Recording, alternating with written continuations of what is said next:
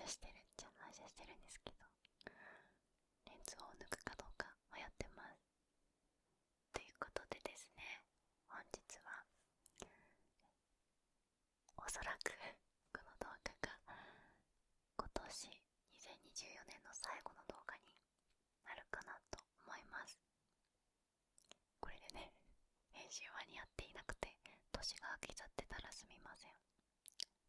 で、年末なのでこちら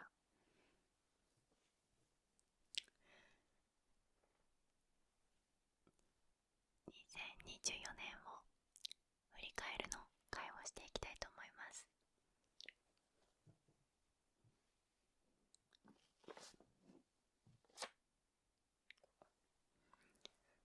実はですね、私12月25日クリスマスに YouTube ライブ配信をしました。だがしかしこの動画を撮っているのはYouTube ライブの日より前なので、そのライブ配信がうまくいっているかどうかドキドキしています。あと今年を振り返る内容でちょっともしかしたらライブ配信で喋ることもライブ配信で喋ることとかぶっている部分もあるかもしれませんが、ちょっとのんびりと聞いていただければなと思います。皆さん参加してくれましたか？ライブ配信は、はい、でちょっとね、iPad に箇条書きでなんとなくメモをしてきたので、それを見ながらのんびりと振り返2024年を振り返る雑談をしていきます。はい、ということで皆さん本日も、そして今年もお疲れ様でした。ごゆっくりとお楽しみください。今日はちょっと雑談のお供にコーヒーを飲んでいきたいと思います。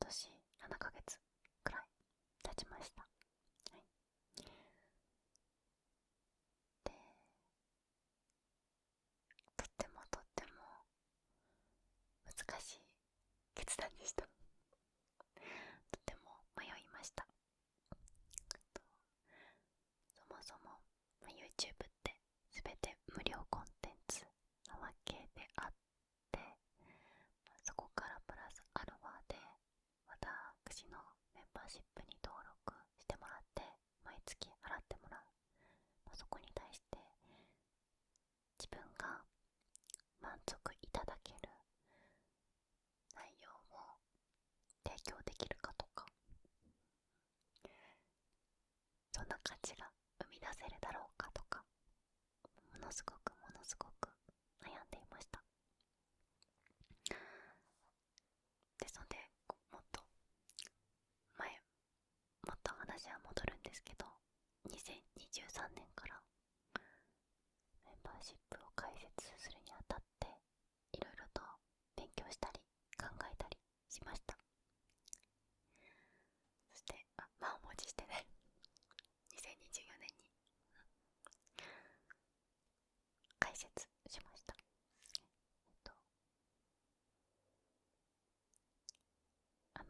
登録していただいている方、本当にありがとうございます。もちろんね、なかなか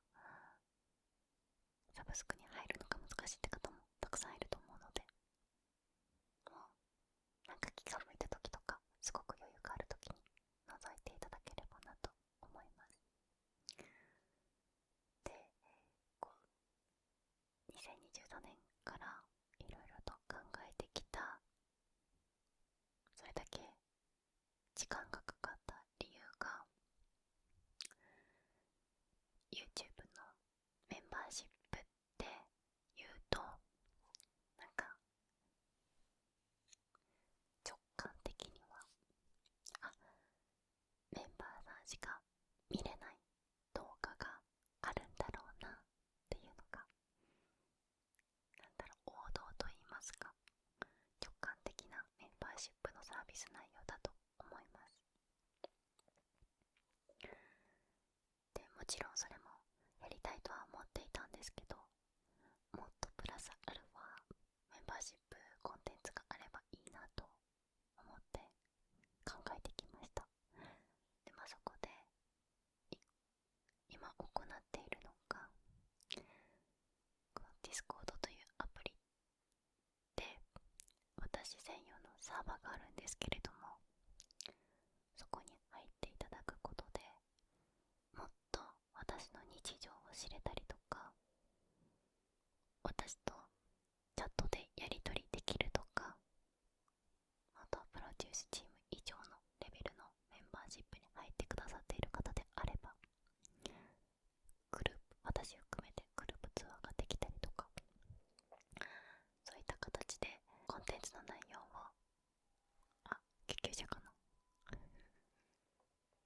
コンテンツの内容を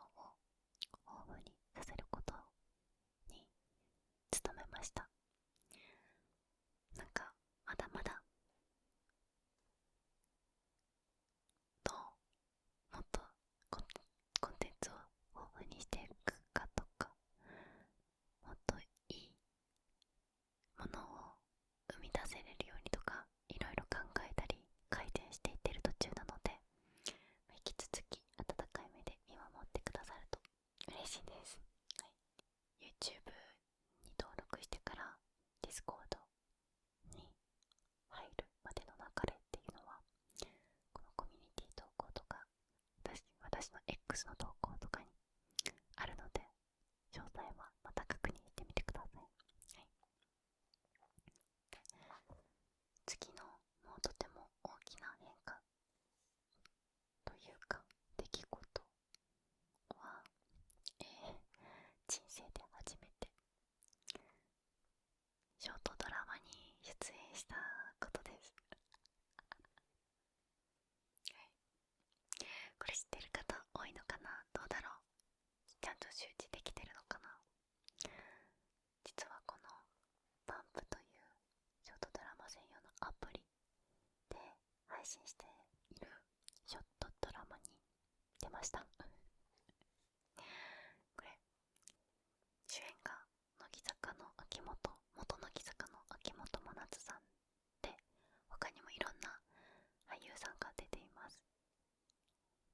これはね、本当に一生の思い出ですね。で、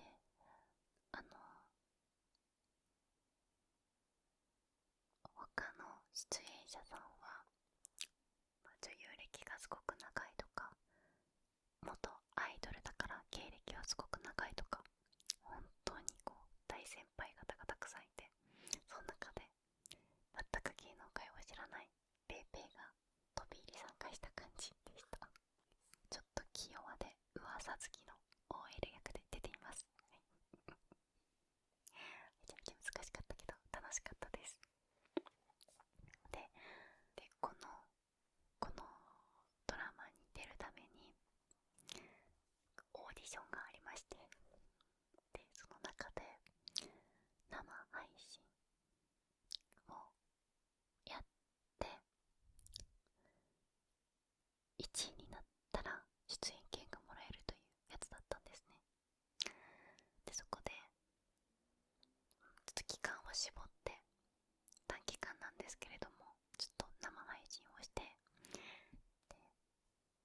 リスナーさんのおかげで勝つことができ、女優体験をさせていただきました。はい、だからなんだろうな、すごく正直な気持ちを言っていくと、メンバーシップを始めたという節目でもあったし、私の中でも結構なんか人生の中での節目みたいなタイミングだったので、何かやったことないことにチャレンジしてみたいとか、知らない世界に飛び込んでみたいっていう思いもありです。ちょうどその時にこういうものに出てみませんかっていうお声がかかったっていうので挑戦してみた感じです。でもう本当にたくさんのことを学びました。で酸いも甘いも知ったっていう感じですね。いやもちろんなんとなくは分かっていても、やっぱり実際その世界に行ってみなきゃ分からないことってたくさんあるじゃないですか。しんどい経験も楽しい出来事も本当にたくさんありました。でなんかいい意味ですごく自分の行く先の指針が定まったと言いますか、なんかこういう自分でありたいなとか、こういう感じで生きていきたいなっていうのが定まった年でしたね。でそのメンバーシップを始めてからすごくいろいろと考えて、なんかちょっと空回りしちゃってた部分もあるんですね。っていうのがこうやっぱりただ単に動画を見るよりメンバーシップに入るってことはよりこう能動的に推しているっていう感じじゃないですか。だから、なんだろうな、ちょっとすごく力が入りすぎてて、自分にどういう自分だったら応援したいと思えるかなとか、こうとにかく全速力で走っている姿の方が応援しがいがあるよなとか、なんかいろいろ空回りしてた時期もあったなと思います。でもなんかね、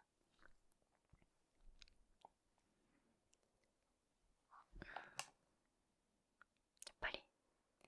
なんでも自分が一番楽しいな、心地いいなと思える状態じゃないとダメですよね。なんだろうな、そう、自分のこれまでの考える癖として、こうしなきゃいけない、こうするべきだって考えちゃいがちなんですけれども、なんかいろいろと経験して、なんか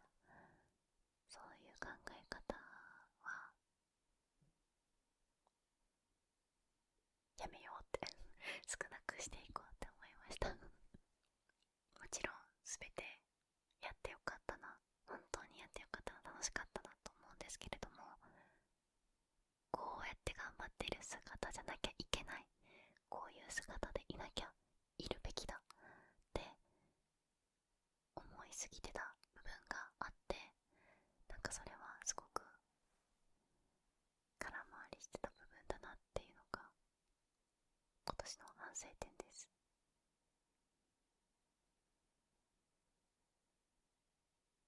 あと、自分のキャラクターとかねこういうキャラクターでいなければならないとかすごくあったんですけど、なんかこの1年を通して、あとはメンバーシップを始めてリスナーさんとこう距離が縮まったことで、いろいろとねお話ししたりすることで、別にこういうキャラクターでいなければいけないとか、こういう感じでいなければいけないっていう、そこまで考えなくてもいいんだなって思わせていただきました。は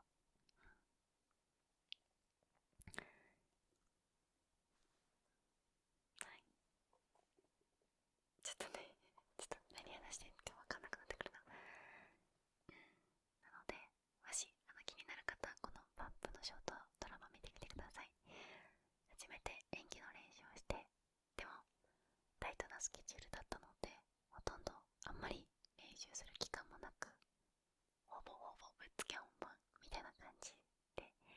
なってしまったんですけど、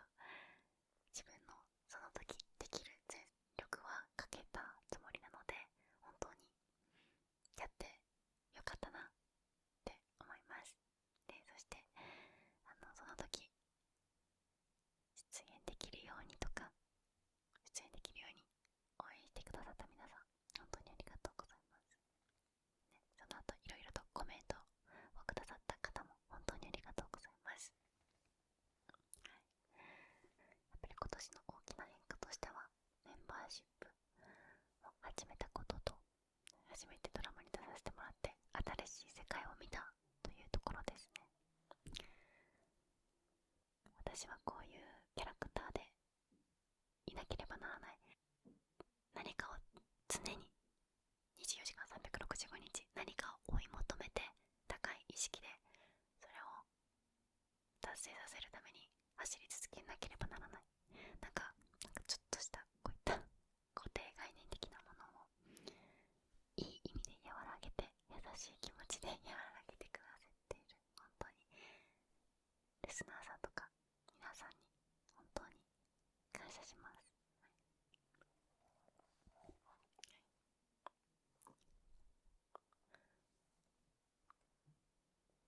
そういった意味でも、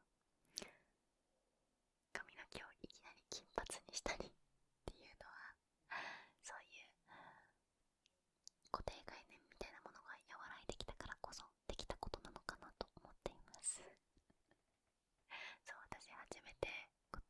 これまでの人生髪の毛を染めたことがなかったんですけれども、今年初めてブリーチをねして、まずは完全に色を抜いて金髪になりました。はい、で、そこからはもういろんな色を楽しんでおります。で、これもこれまでね、なんだろうな、私は黒髪しか似合わないみたいな思いもあったから、髪染めたりすると髪傷んじゃうからとか、そういうちょっとネガティブなことばっかり考えてしまっていたんですけれども、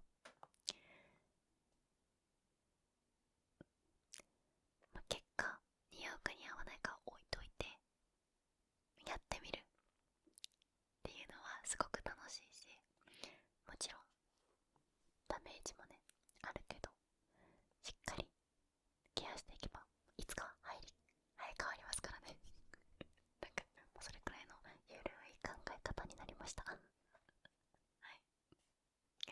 そうですね。あとはたくさんの趣味が増えました。まずね、ゲーム今年ホラーゲーム実況とか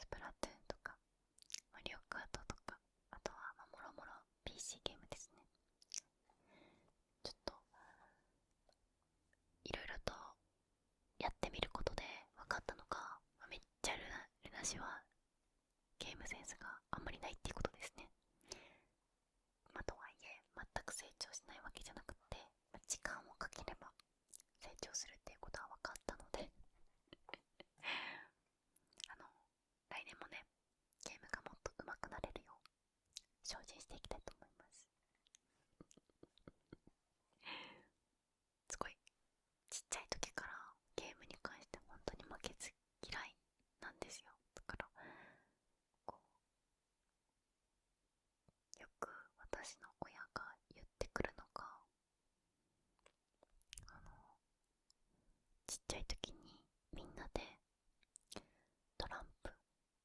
をよくしていたんですけれども、負けると大号泣してたくらい、その一個一個の負けに対して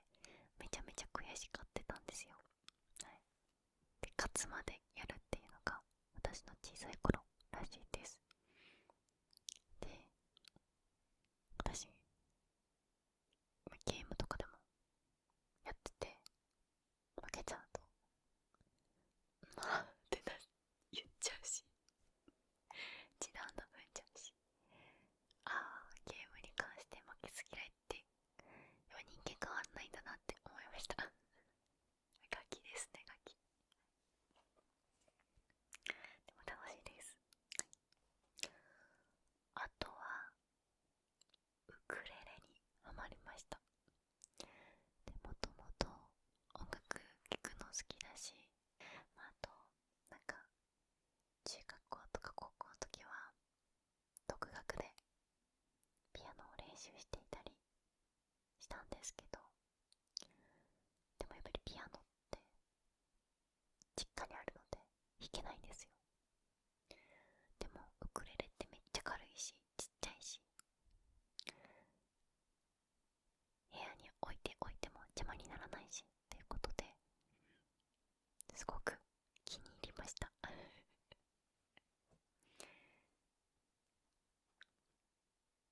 ちょっと待ってね、持ってこよう。じゃあめっちゃうるさいと思う。ちょっと注意してないのでめちゃめちゃ音は違うと思いますが、っ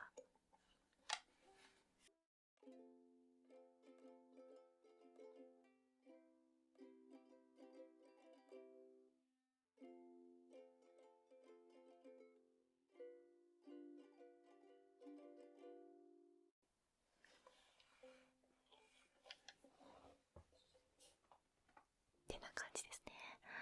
はい、爆音。ゲームでもウクレレでも思うのが、本当にあっという間に時間が過ぎちゃいますよね。気づいたら1日終わっちゃってますもんね。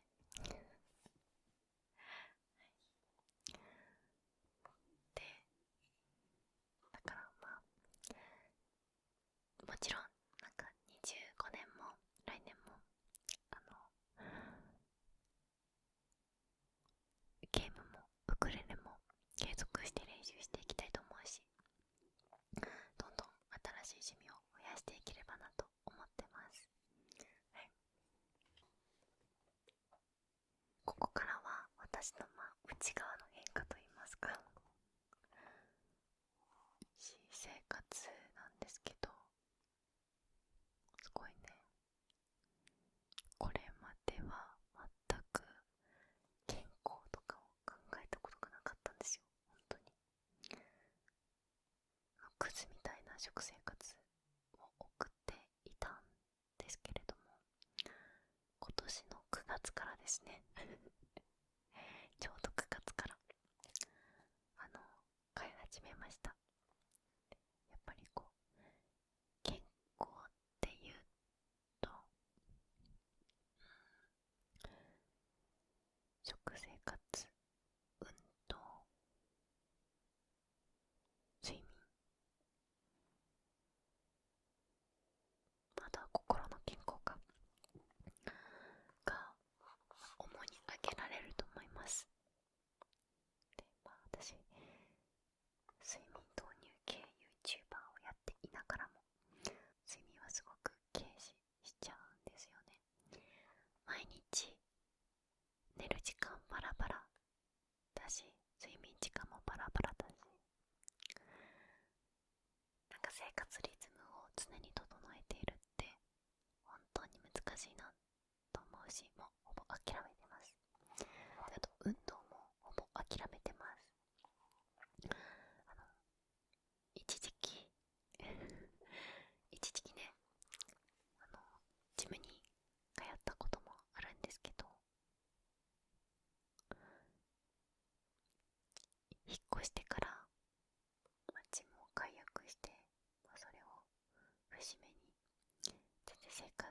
習慣がなくなりました。は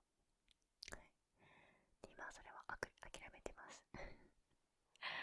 で残されたのはですね、食生活ですね。でそこは、変えようと思って変えました。今年からですね。でこれまでは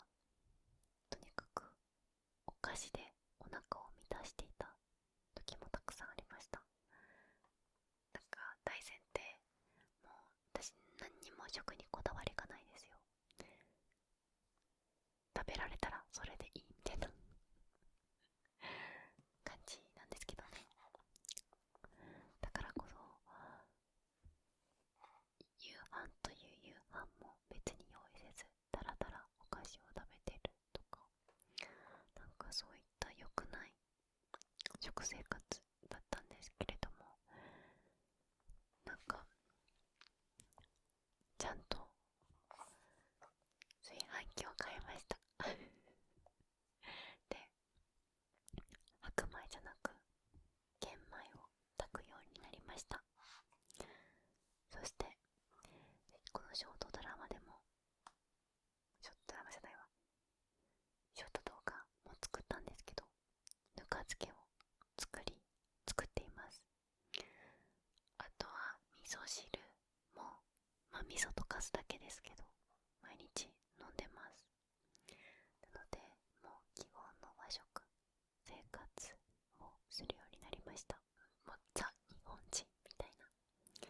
和食の生活をするようになりました。で本当にこだわりがないので、毎日同じメニューでも全然飽きません。毎日同じメニューを食べてますであとはこう甘いものを食べ過ぎないとか、あと小麦製品、パンとかケーキとかうどんとか、スパゲティとかパスタとか、外食の時だけにするとか、そんな感じで心がけるようになりました。でなんでこのように心がけるようになったかと言いますと、体の健康と心の健康ってものすごく密接していると思います。正直な話をしますと、自分的になんだろうな、すごくちょっとごめんなさいね、ここから聞いてて辛くなる、あんまりポジティブな話ないから嫌な気持ちになってしまったらすみません。自分が高校生あたりのくらいから食事に対してなんだろうな、過激なダイエットをしてしまった時期もあったりとか、逆にもう反動でめっちゃ食べちゃう時期とかもあったし、あとはそうやって体が安定してないからか、心の健康もあんまり安定しない時もあって、もう極端に考えちゃう時が多かったんですね。もうぶっちゃけると、全然生きてる意味ないなとか、なんかもう本当に落ちる時って落ちるんですよ。なんかそういうことが多かって、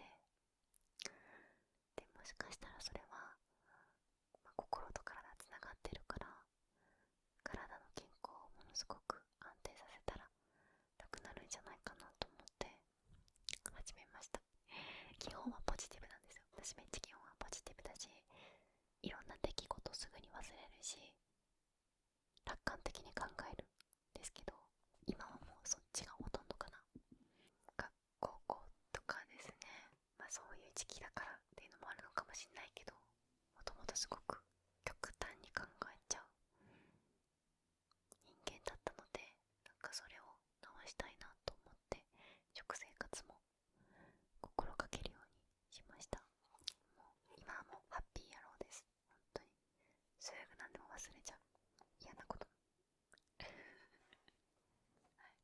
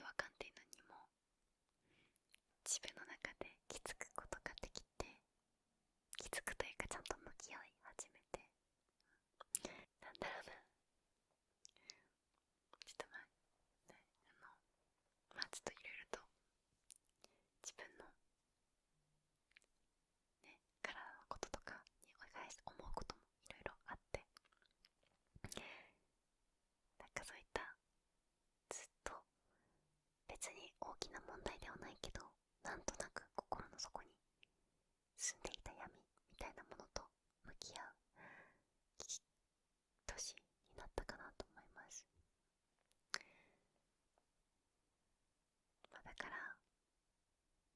だからなんだっていうのも全然ないんですけど、もっと自分に正直に生きていきたいなと思いました。髪の毛でもそうだったし、服装でもこういう服の方がいいのかなとか、万人受けするかなとかあったんですけど、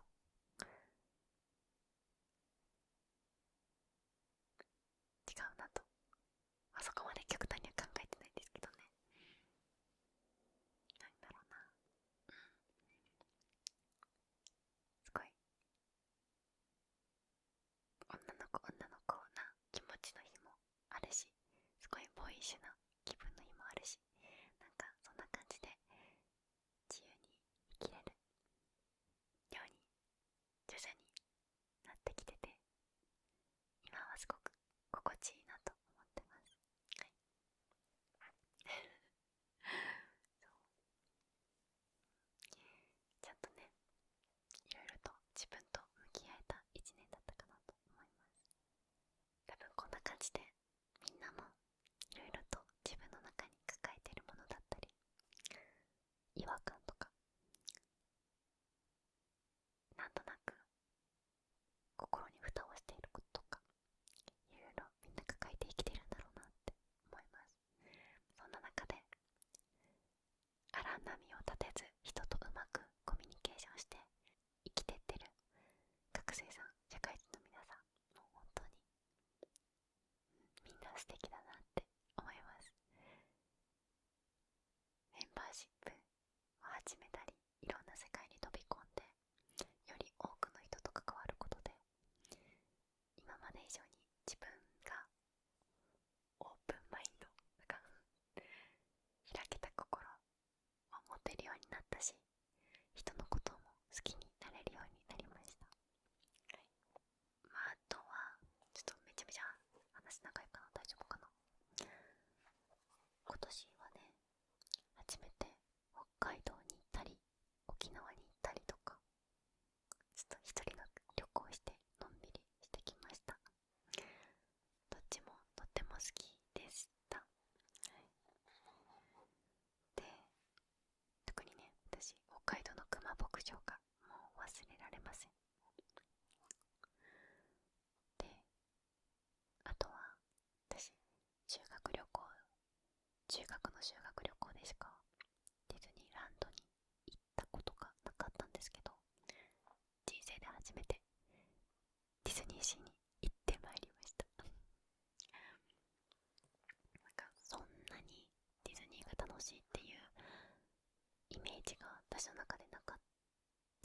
ハードルがめちゃめちゃ低かったっていうのもあるのかもしれないんですけど、なんかソアリンっていう、ソアリンだけあのすごいアトラクションに感動したりとか、なんかショーを見て、わあミッキーすげーって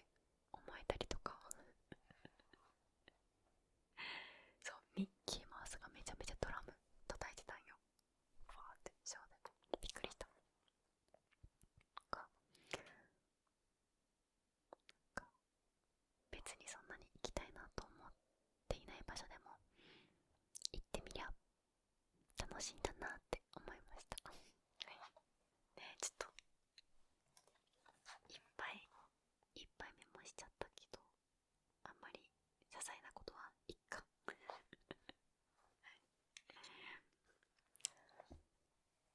来年は海外にも旅行に行ってみたいなっていうのが私の目標です。はい。あとはですね、YouTube ライブが1年に1回だけっていうのは寂しいので、もっとできたらいいなと思うし、あとはこれまでの没動画とか1回公開したけど今非公開にしている動画とかはメンバーシップ限定で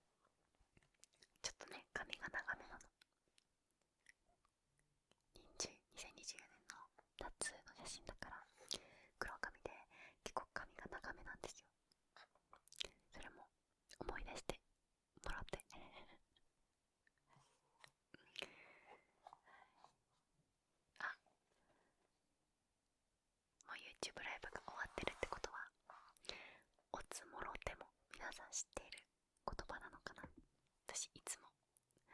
お疲れ様をおつもろてって言うんですけどまあそれが何かと言いますと、おさらいですね。私のもう亡きおばあちゃんがですね、私がちっちゃい時に教えてくれた絵描き歌で、まるちゃんがいます。私のこういったイラストの元ともなっているんですけど、見えないかな。まるちゃんが見えるか。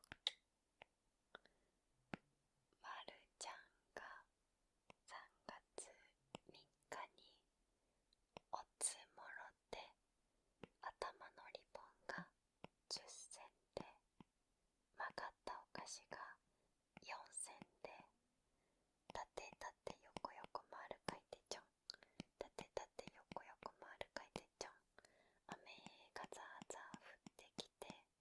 あられもポツポツ降ってきて、縦縦横横丸書いてちょん、縦縦横横丸書いてちょん。はい、こういうまるちゃんのね絵描き歌をずっと書いてくれてて、これを元に自分のイラストを描いています。これインスピレーションこれで、ここのね絵描き歌の中で、この髪型を描くときが、よいしょ、漢字のねおつもろてなんですよ。ここがおつもろてっていうところの歌詞がすごく好きというか可愛いなって思ってて、なのでそれとみんなのお疲れ様でしたをかけて、